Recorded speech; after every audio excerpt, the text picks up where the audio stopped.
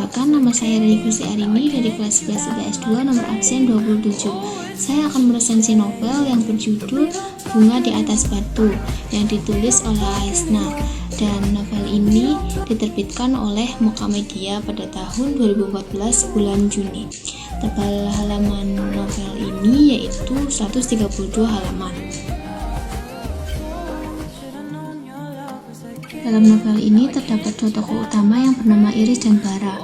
Iris dan Bara sudah bersahabat sejak kecil dan mereka memiliki nasib yang sama, yaitu nasib kurang mendapatkan perhatian dari kedua orang tuanya karena mereka sering ditinggal pergi keluar kota atau bahkan ke luar negeri untuk urusan pekerjaan orang tuanya. Mereka sering pergi bersama dan mereka bersekolah di SMA yang sama namun kelas yang berbeda. Mereka mempunyai satu tempat yang sangat nyaman, yaitu rumah pohon.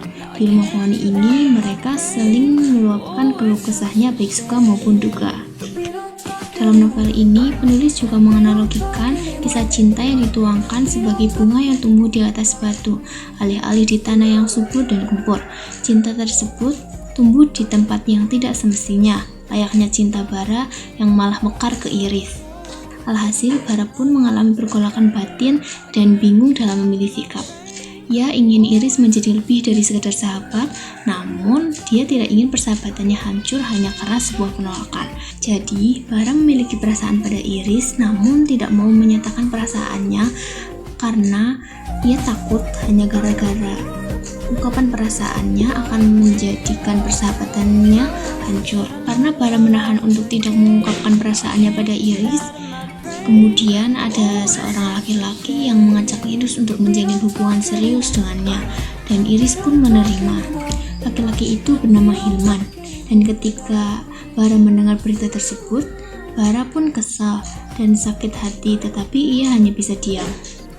Hilman dan Iris menjalani hari-harinya layaknya seperti orang yang sedang jatuh cinta pada umumnya.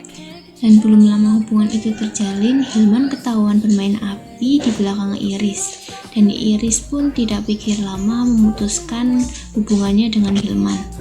Dan yang menjadi plot twist dalam hubungan mereka yaitu Hilman ternyata hanya berpura-pura suka kepada Iris karena ingin balas dendam kepada Iris karena Iris telah menyakiti mantan kekasihnya.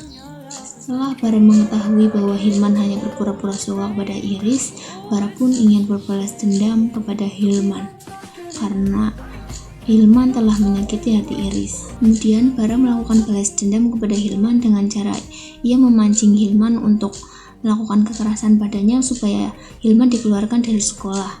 Namun setelah Iris mengetahui bahwa Bara melakukan hal tersebut, ia menyadarkan kepada Bara bahwa tindakan tersebut tidak selayaknya dilakukan oleh Bara. Dan Bara pun berpikir lagi apa yang telah dikatakan oleh Iris itu benar. Bara merasa bersalah jika Hilman dikeluarkan dari sekolah karena ia sebentar lagi akan melakukan wisuda. Dan akhirnya pihak sekolah pun tidak mengeluarkan Hilman karena sebentar lagi akan diadakan kelulusan kelas 3. Setelah mendengar berita tersebut, Bara pun bersyukur karena Hilman tidak jadi dikeluarkan dari sekolah.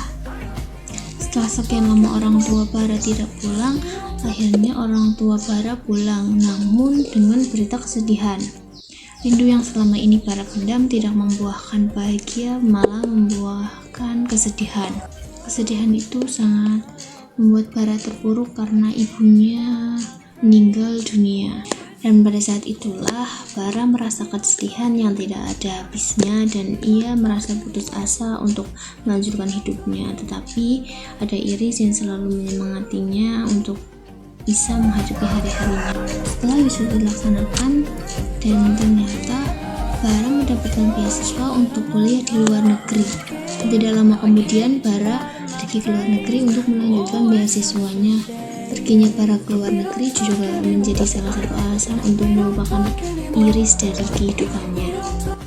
Kelebihan dari novel ini yaitu cover buku yang menarik sehingga menarik perhatian pembaca untuk membaca novel ini.